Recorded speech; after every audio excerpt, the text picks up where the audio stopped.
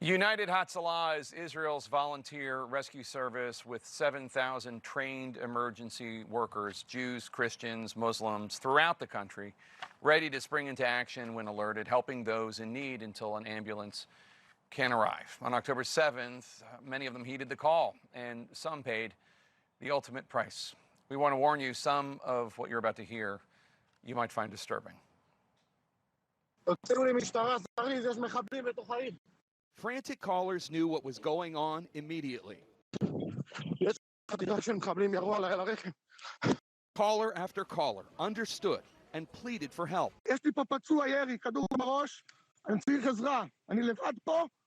It was a deliberate terrorist attack. Calls rang out in this busy Jerusalem call center at the headquarters of United Hatzalah, or United Rescue.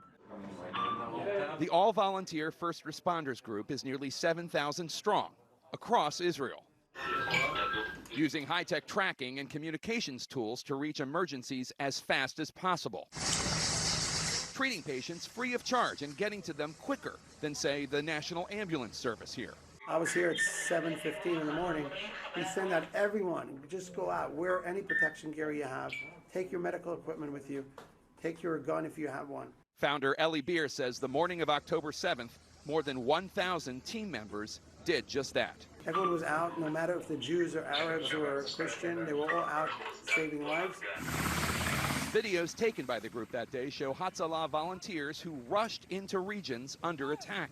In the first 14 days of war, United Hatzalah says it dispatched at least 300 response vehicles, including helicopters, ambulances, and these specially equipped ambucycles that can weave between traffic with supplies. More than 3,000 people have been treated, according to United Hatzalah. But not all of them could be saved.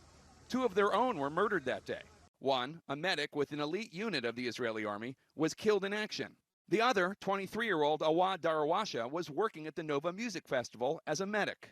Everyone was running away. He stayed with this young girl who was bleeding, trying to stop her bleeding because she had 3 or 4 bullets in her, and he was trying to save her, and then the terrorists came and caught him, and they realized he was an Arab. And he was wearing this vest with the Israeli flag on it. It took us a couple of days to find out where he is because they threw him in a ditch. It was unrecognizable. He was such a beautiful young boy. The terrorists tortured Dr. Tarek Abu Arar, a Bedouin who was driving into danger to try to help anyone who needed it. He was ambushed by terrorists when he stopped to help what he thought was a patient in need. And when he came, he started treating people. He took out his equipment, and they captured him. And they hung him. They tied him to a pole, a light pole. And he was there for 9 hours, tied into the back. They shot his legs. He was injured. We actually found him hours later, and he was, thank God he's okay. Beer started United Hatzalah as a teenager 35 years ago. He has responded to countless scenes of horror and gore and grotesque scenes of terrorism. But he says nothing could have prepared him for what he saw in the aftermath of October 7th. I'm doing this for so many years, and I've been to the worst bomb attacks and terror attacks and car accidents in my life. If you put all these attacks together for 35 years and all the gruesome stuff I saw, it comes nothing compared to one day, October 7th, the day I saw the south of Israel. I never imagined in my life I'll ever see I never imagined I could see a Holocaust. I used to see the Holocaust in the museum in black and white. I saw it in color. I saw people that were torn apart to pieces. They literally wanted to torture them and to humiliate their bodies. Things that I saw that I will never ever forget. I'm still smelling the smell of the flesh, of the burned flesh. A lot of the victims were burned. And I don't know why they did this, but they started burning people. Maybe they shouldn't be recognized.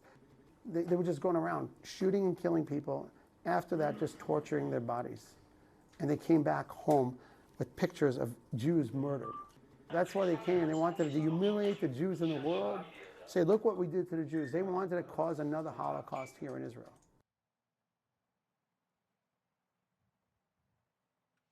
The mutilations, the burnings, the beheaded corpses that Eli saw, the moms and dads, the children, the pets that Hamas terrorists killed. As someone who prides himself on having founded a multi-faith, multicultural organization dedicated to saving lives? Eli Beer seems shaken to his core.